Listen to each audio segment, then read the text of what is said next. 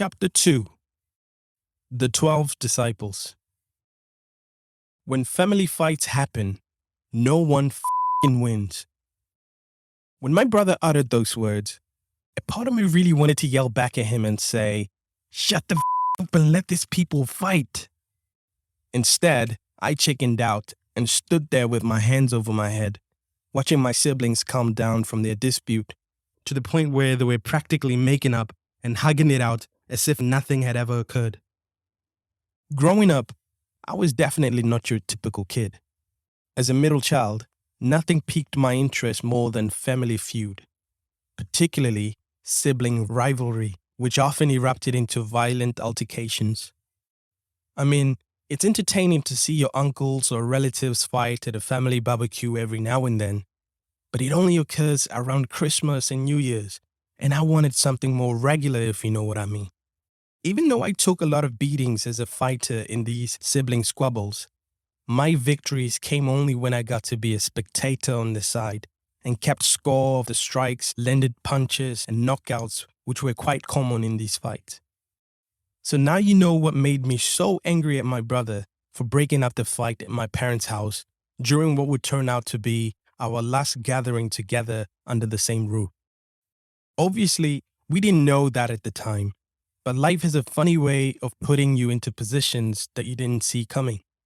So out of the blue, one of my siblings proposed that we take a family photo with all of us to commemorate our family. Surprisingly, this was something we'd never done before in our family history. I think a large part of it was due to the fact that there were just too many of us, and it would be too much hustle and effort. But in the end, we just about managed it. As a result, having a photo of us all at the time was sort of groundbreaking in my opinion. And while we're speaking of groundbreaking or rather novel family practices, I'll explain why none of us kids ever felt particularly overwhelmed by the sheer size of our large family. Everything can be traced down to a single individual, and that individual is neither my father nor my mother, but rather it is my grandfather, TK Marex, as most people in the village used to call him. He was born on the 25th of September, 1929, and sadly passed away a few years ago. See, my grandfather was indeed a titanic figure in our family. He was a polygamist, married to 2 women who bore him many children. Those children went on to have many more kids, rapidly increasing the family line. Therefore, in a way, it's hard to point a finger at my parents for having 12 kids because birthing a nation is part of our DNA. So to my late grandfather, thanks for setting the bar really high. But I'm sad to say that there's no way in hell I'm going to have that many children. I just don't see it happening. I know my old man will be turning in his grave hearing that. But the times have changed and life is a lot tougher today than it used to be. Even though I can't speak for the rest of my siblings, I'd like to believe that when it comes to this topic, we're all in the same page. Although we've all grown up and practically living our own separate lives, we're still a close-knit family. As a matter of fact, the 12 of us have decided to remain in touch with one another via the use of a WhatsApp group that we have dubbed 12 Disciples. In the group, there are no defined rules and regulations. You're free to come and go as you like, and we often interact every day to keep each other updated on whatever is going on in our personal lives. We also use the platform to have important family meetings, vote on issues, and prolong our family battles. There's no denying that our WhatsApp group allows battling siblings to verbally spar with one another.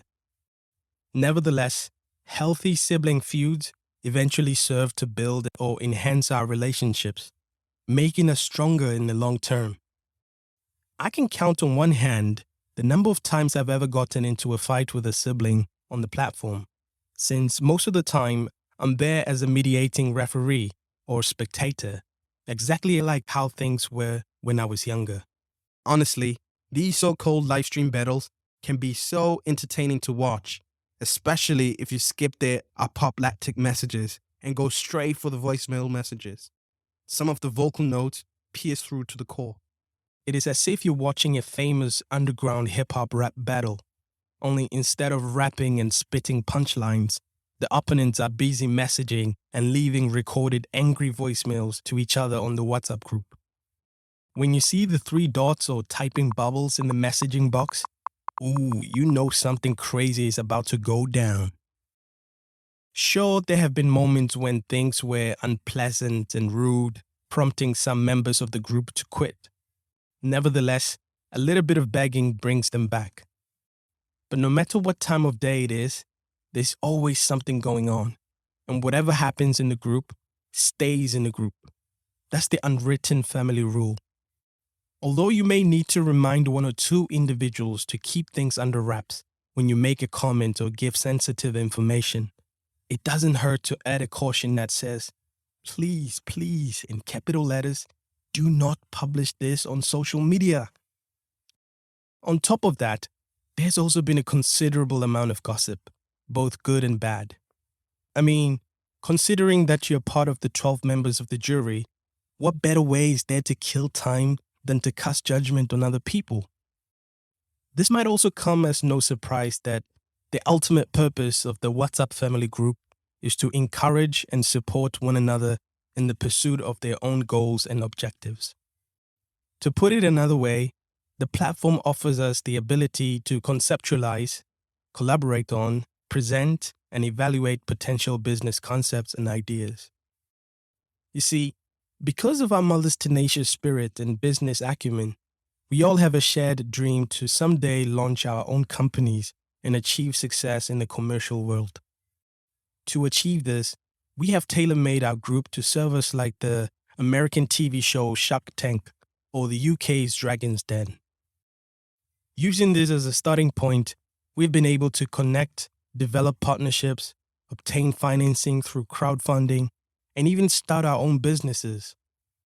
It is very helpful exercise to have the other members of the group play the role of angel investors or dragons in order to give unfiltered criticism and opinions to better prepare you for the business world at large. However, when reality sets in and you're forced to deal with the real world, which necessitates frequent social interactions with complete strangers, none of the advice you get from 12 Disciples WhatsApp group will be of any use to you in your social life. To put it bluntly, I had a hard time dealing with that. See, even though I grew up in a home that was always full of people, I still have a difficult time making friends and interacting with strangers. No offense, but back then, if we met for the first time, you would think I was homeschooled just because of how socially awkward I was. Thankfully, after some time had passed, I was able to gradually emerge from my reclusive state and forge new connections with people from a variety of backgrounds, all because of my extensive travels around the world.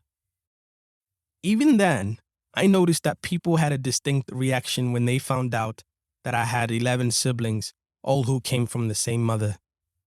They always seemed to be utterly unaware of the strange, puzzled looks on their faces. I can assure you that there's never a smile on their faces. Instead, it is similar to the expression you get when you gaze upwards into the clear blue sky and look directly at the sun without wearing sunglasses. A disclaimer, do not try this at home. But just try to visualize that look on their face. People would approach me, make that expression, and then ask the following question. So, what was it like growing up in a big family? That question threw me off every time I heard it. It made me anxious since I felt they were just asking to mock me like the bullies from my former school. But the truth is that I had a good time. That being said, it's not something I'd advocate to someone starting a family. When I reflect back on my upbringing, I can't help but feel blessed. Imagine being at the same house with all your relatives, cousins, and friends. Every day felt like you were at a big house party. Without a doubt, there were times when things were hard, but there were also a lot of good times. I wonder if there's anything else I can think of to relate it to. Ooh, have you ever watched the family comedy film Cheaper by the Dozen? which stars Steve Martin. That movie, sprinkled with some hardcore poverty scenes, encapsulate what it was like growing up at home. Honestly, if I had millions of pounds or dollars stashed away in the bank, I would fund an African production of that film based on my family, or even portray it as a reality show similar to Keeping Up with the Kardashians, simply because we have a wealth of interesting content and entertaining characters that will keep you on the edge of your seat and make you fall in love with our family. One such recollection involves a chat between my mother and myself. She'll probably hit me over the head for saying this, but earlier in my childhood, when I was about 9 or 10 years old, I became irritated and fed up. I recall returning from school after being taunted and bullied about my family size. I decided to confront the main source of the problem and express my frustrations to my mother, who was at the time sitting on the bed reading her Bible. In all fairness, I couldn't ask my dad for fear of an ass whooping, so I asked my mother instead. I came in through the door, and without saying hello to anybody, I addressed her with the following question. Mama, may I ask what led you and Dad to decide to have 12 children? Everyone I know at school is making fun of me, comparing us to a football team, with me as a reserve player or a substitute on the bench. Mom's reaction was totally different than what I had anticipated. She reacted as though I had asked her what we're having for lunch. Those friends of yours, son, have no idea what they're talking about, she said. God gave me instructions, she added. He's the one who said I should have 12 children. Really? I responded. Yes, really. God assigned this mission to me and your father, and I aim to carry it to the letter. But Mama, are you sure it was God? Because no one else at church has 12 children. Our neighbors 3 houses down have the most according to my count. They have 6, and that's just half of us. This did not seem to have any effect on my mother at all. Instead, she scooched over and said, Come here, come sit next to me and I'll read you something from my Bible that will answer your question. I moved in closer and I observed her as she went back and forth between the pages of the Bible in an effort to find a certain passage of scripture. Then after what seemed like an eternity, she came to a halt on a certain page and kept doing this thing with her finger as if reading in Braille. Aha! She exclaimed triumphantly. I found it. Could you please read Genesis chapter 1, verse 27 to 28 for me? Please read it loudly so that I can hear you. I held the book up close to my eyes and began to read it. It was the verse in which God instructed Adam and Eve to reproduce and replenish the earth. My mother took those words to heart and thought it was her God-given mission to populate the earth, and so we were born. That was a difficult pill to swallow for a 10-year-old hearing those words for the first time. Imagine not knowing whether to laugh or reason with your mother. I went into her room expecting to hear something like, All right, just because you keep asking me, I'm sorry to break it to you, but you and the majority of your siblings were all mistakes. We had no intentions of having more than 5 children. I would have taken something like that on the chin. Don't get me wrong, I'm not criticizing my parents for having a big family. In my opinion, we may or may not have been the only huge family in the country. There may have been others out there. My parents were free to do anything they wanted. I'm simply giving my thoughts at the time, which brings me nicely to my next revelation. Growing up in Botswana, I was perplexed by a common practice among many Botswana, which also helps to understand my parents' perspective. The lack of money is never an impediment to having children. No matter how impoverished one is, those babies are still coming. You see, my parents did not have enough money to support a large family, but they still had us anyway. Don't get me wrong, we were mostly content, but as I already said, I wouldn't recommend it. Later in life, I discovered the second reason why my parents opted to have a large family. It was sometime in the year 2008, and I was just about to leave to go to university. Like most 18-year-olds, I had no idea what I wanted to do with my life. I had no clue what profession I wanted to pursue. Fortunately, this was already decided for me or set in stone.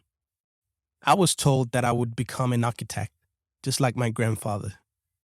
My mother made it seem like it was my fate, or in some ways, my mission in life.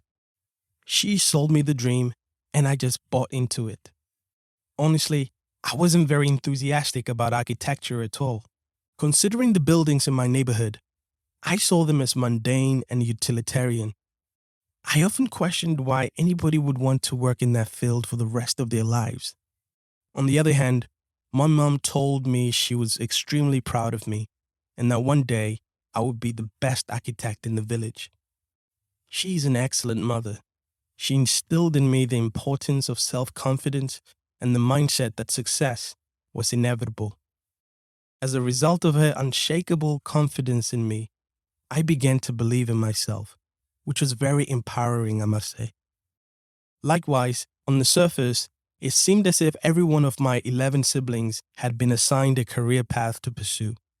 You become a doctor, this one here an architect, that smart one there a lawyer, you over there an accountant, this one here a television director, the other a fashion designer, you over there a marketing manager, and so on and so forth. In retrospect, Mom and Dad were being cautious. Both of my parents knew better than to put all their eggs in one basket. They were simply diversifying their portfolio in the way that would be expected of a savvy investor in the game of life. Truthfully speaking, part of the reason some African parents have a large number of children is that their kids grow up to have diverse careers and occupations. If one investment fails, then the other will make up the deficit.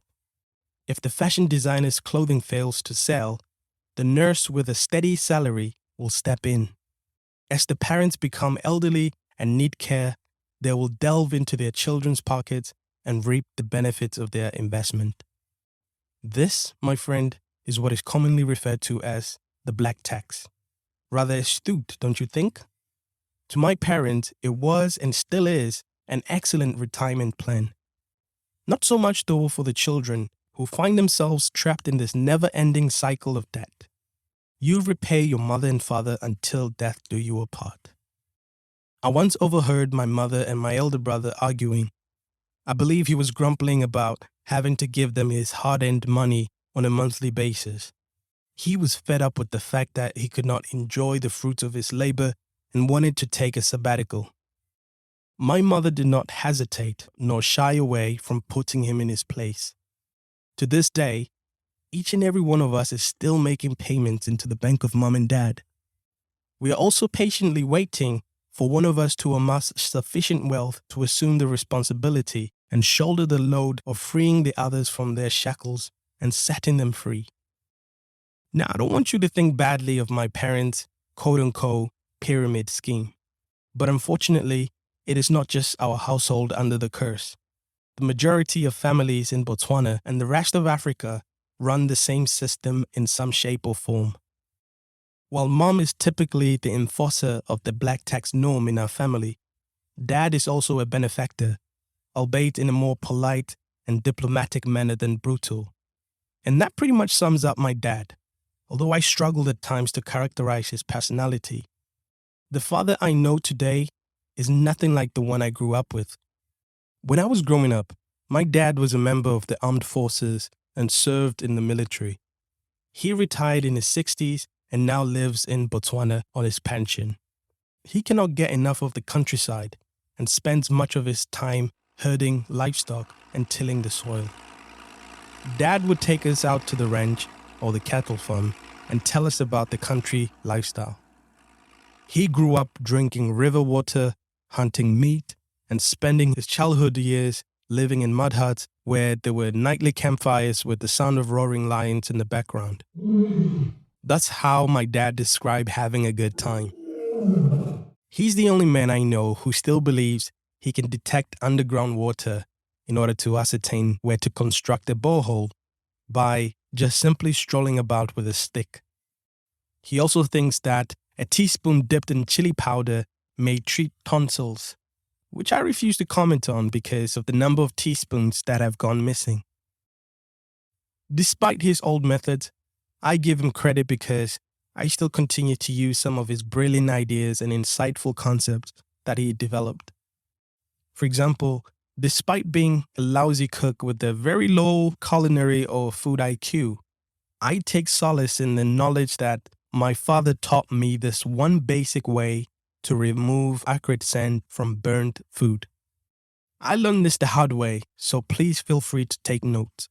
This is how it all transpired. One day, it was my turn to cook supper for the family, so I decided to make one of my all-time favorites, an African beef stew, accompanied by a dish that we call pap, which oddly also means dad. But in the context of food, it is just pounded cornmeal or maize meal. When it is ready, it looks like white polenta.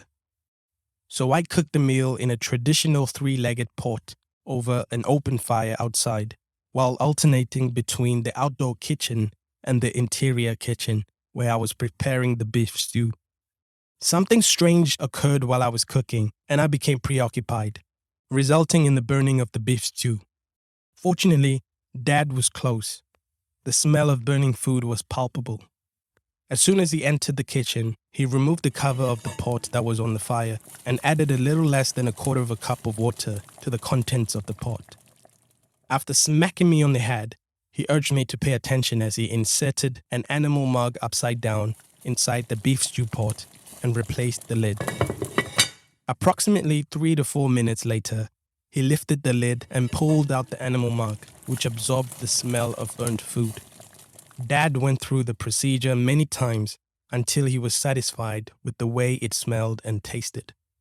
Since that time, I have tried the experiment several times, and each time it has been successful for me. However, the most important thing is to respond as fast as you can. If you don't react quickly, then you risk having the pungent flavor remaining in your meal. To the best of my knowledge, the same method may be used to rescue burnt gravy, sauce, or curry. In retrospect, I'm quite pleased that my father taught us all these skills, such as how to repair the electrics in the house, how to change a tire securely, and believe it or not, how to butcher a cow or goat for food.